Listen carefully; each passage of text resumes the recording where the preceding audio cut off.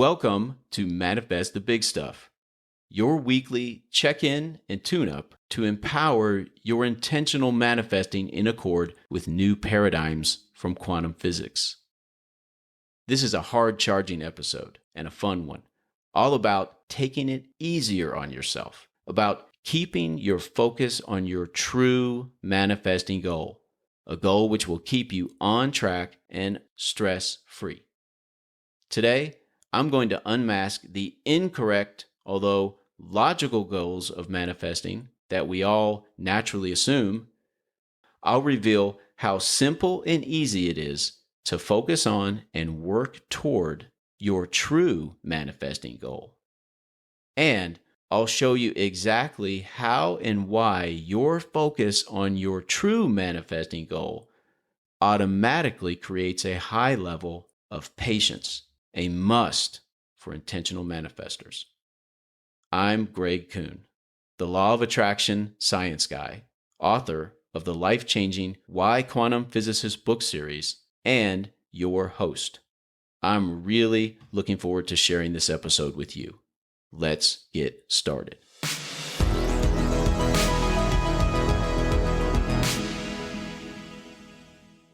I've got good news.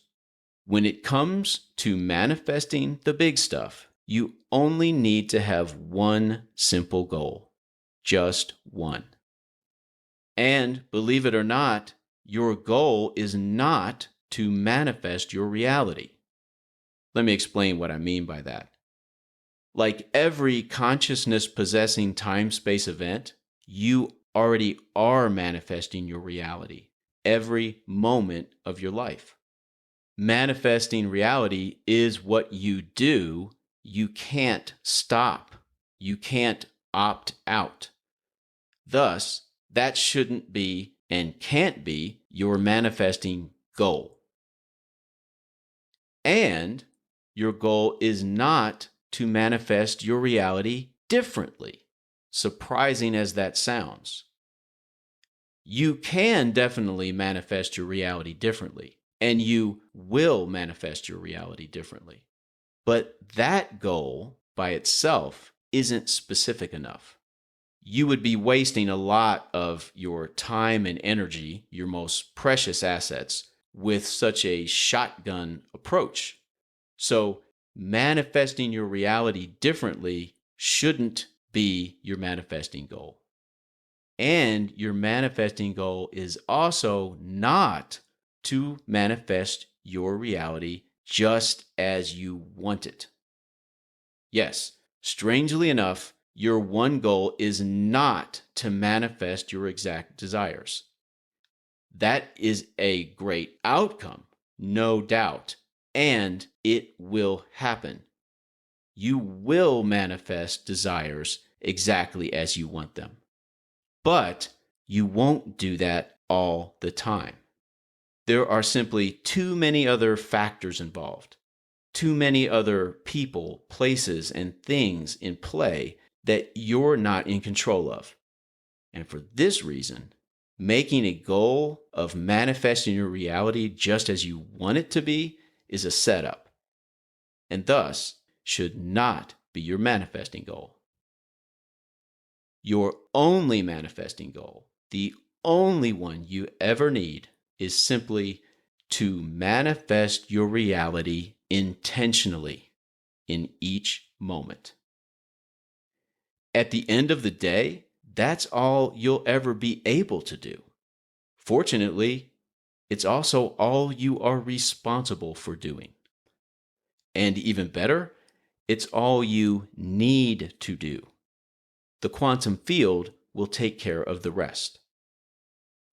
Intentionally manifesting your reality is actually simple. Simply give your best effort to follow form for at least 150 minutes a week in any area of your life you wish to manifest differently. As long as you're persistent with giving your best effort in that way and patient with yourself and with the results, intentional manifesting will not fail you. You can let go of all the pressure. Stop watching the scoreboard. Quit worrying about whether or not your reality will finally arrange itself, will finally change into what you truly desire.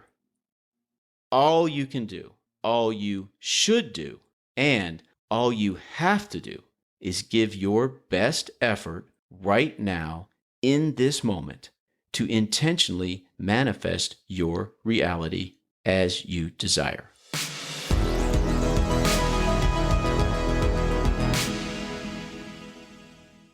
First, how to be patient with yourself. Don't judge yourself by the results of your efforts. Don't use your material reality to judge yourself. And don't use your feelings either.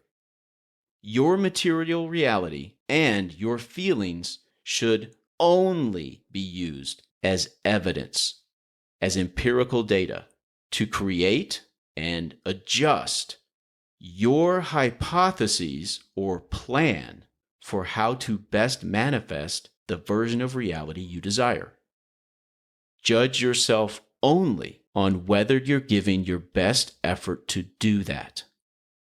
If you are giving your best effort in this moment to follow form, you are gold.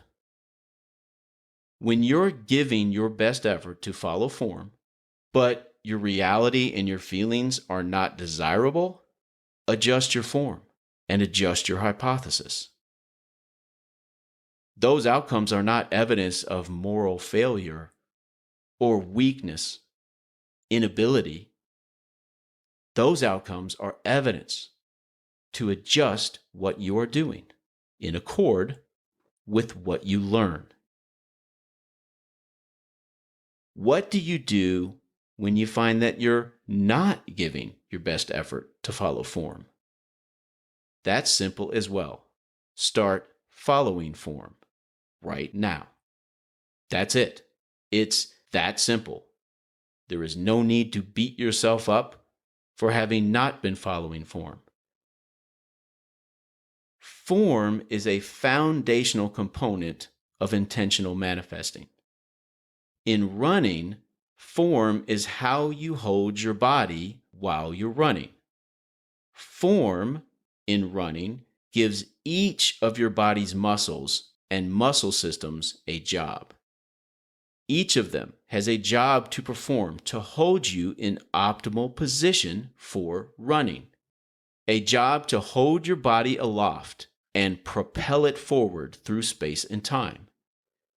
There are many pre-established conventions for the best form that a runner should use. They're all based on how to best engage all of your body's muscles and muscle systems to do their job, holding you up and moving you forward through space. In intentional manifesting, form is the best practices and success habits of those who are manifesting the version of reality that you desire. If you desire to manifest a better version of wealth, for example, you want to learn the form of the people manifesting wealth as you desire.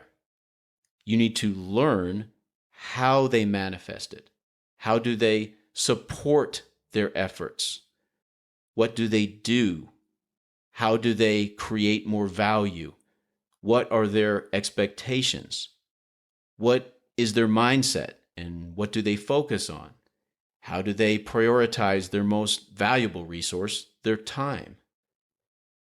Identify the form you'll follow to manifest your desired version of reality by going to the experts and asking those questions, by going to people who have been there and done that, and whom you trust to guide you. Learn what people do who are successfully manifesting the reality you desire. Make their form your form. And then give your best effort to follow that form in each moment for at least 150 minutes a week. In science, A hypothesis is a suggestion or an idea based on the current evidence, which is a starting point for further investigation. It's a theory that you will test out. Then, use the data and feedback from your tests to revise or rewrite the hypothesis. In intentional manifesting, your hypothesis is your plan to follow form. Why, what, when, and how will you follow form? And why, what, when, and how will you holistically support giving your best effort to do that? If you are following form to manifest a better version of wealth, for example, what will you do to support your best efforts? How will you build your skills? How will you take care of yourself mentally, emotionally, spiritually, and physically? Who will you learn from? How will you inspire yourself? What changes will you make to how you spend your most valuable resource, your time? Use your material reality, or what you manifest while following form, and the feelings it authentically elicits to revise your form and to revise your hypothesis for how to follow it in accord with that evidence.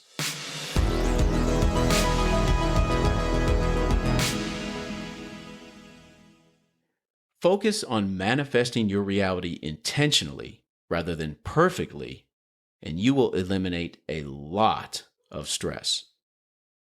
That doesn't mean, of course, that you will stop desiring the reality you want.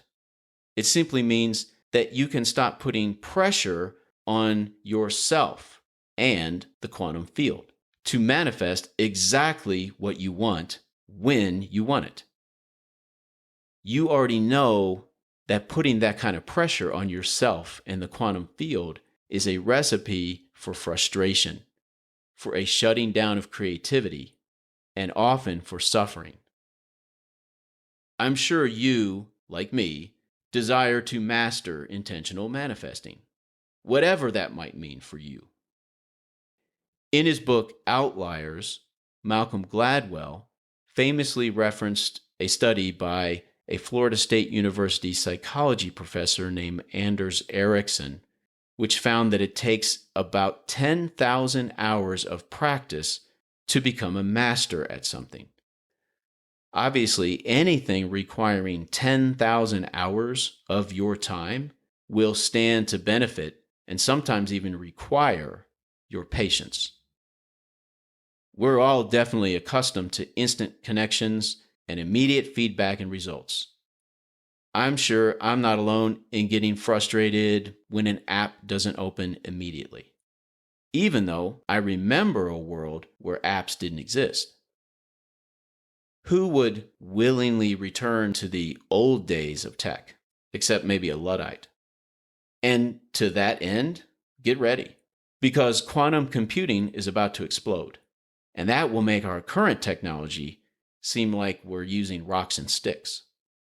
Soon, it will be even harder to tell where humans end and technology begins. We'll become even more intertwined, which will be great for humans and for technology. Consider for a moment the experiences that we facilitate for technology. Interwoven with us, technology gets to experience biology. We offer tech experiences it cannot have by itself. Technology needs humans. Not to mention that if any of this unnerves you, consider that it's already happened. A few years ago, at a talk in Louisville, Kentucky, I heard someone ask Ray Kurzweil about this. Ray Kurzweil is a genius, a futurist and an inventor who many consider a modern-day amalgamation of Einstein and Edison. He is, for example, the inventor of speech-to-text technology. And someone asked him, Do you envision humans integrating so fully with machines that our brain's capacity is expanded? To which Kurzweil replied, "We've already done that." And then he held up his smartphone. If we transported a human from a mere 70 years ago to our modern day, they would look at us and they would consider us to have already become human-machine hybrids by their standards. It's all in your perspective. Actually, Gladwell omitted an important part of Erickson's research. Even more important than the 10,000 hours of practice is how good your teacher is. Having a teacher who can really show you what to focus on in key moments can actually shorten the time required considerably. At the end of the day, however, you can't know how many hours of practice it will take for you to master intentionally manifesting the big stuff, those areas of your life most important to you. You can definitely find great coaching. You can ensure you have the best teacher possible to guide you, but you can't dictate the outcomes of your efforts. You can't prescribe the growth of your abilities. But why worry or fret anyway, when your goal isn't to manifest your reality like a master?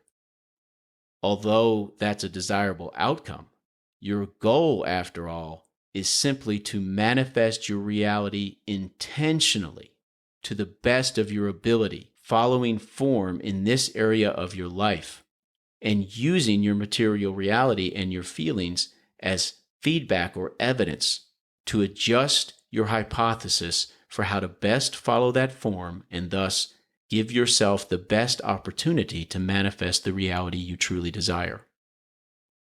As you spend your time manifesting your reality intentionally, your ability to intentionally manifest the big stuff as you truly desire will grow. But manifesting them exactly as you want isn't and doesn't ever need to be your goal anyway. Patience simply keeps things as easy, simple, and low-key as possible. Patience helps you stop looking so hard for it. It helps you stop hawk-eyeing your material reality and wondering, where is it? It should have been here by now. I've done so much work. Is it ever going to manifest? Patience is a key ally for intentional manifesting. And intentional manifesting gives you patience. They go together like chocolate and peanut butter, like a hand and glove.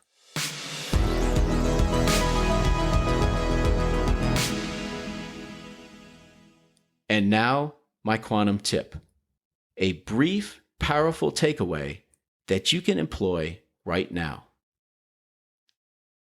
Have you ever said, "It's only a small step forward. It's nothing"? I've been known to say that on occasion, belittling what I've done, deeming it to be an insignificant accomplishment, because it was only one step. And I have so many more steps to go to get where I truly desire. But really, there is no such thing as an insignificant step. Literally, taking this step is the most important thing you can ever do to complete a journey. Because you can't take a next step without first taking this one. Knowing this, you can confidently relish and even celebrate this step, the one you're taking, because this step completes your entire journey just as much as any other one you take. What a gift that you've spent this time with me. You'll possess nothing more valuable than the time you have, and there is no gift more precious that you can give. I'll continue working diligently to earn that gift. If you've enjoyed this episode, please recommend Manifest the Big Stuff to a friend. Your recommendation will mean a lot to your friend and to me. And as a way to thank you for doing that, I want to invite you to my website, whyquantumphysicists.com, where you can download a free book I have for you called How Reversing 7 Words Can Change Your Life. This book is a great introduction to new paradigms from quantum physics, and it's culled directly from my manifesting lifestyle. I want you to have it, just as I want you to return to manifest the big stuff, so that we can share more of our time together as we manifest the big stuff together.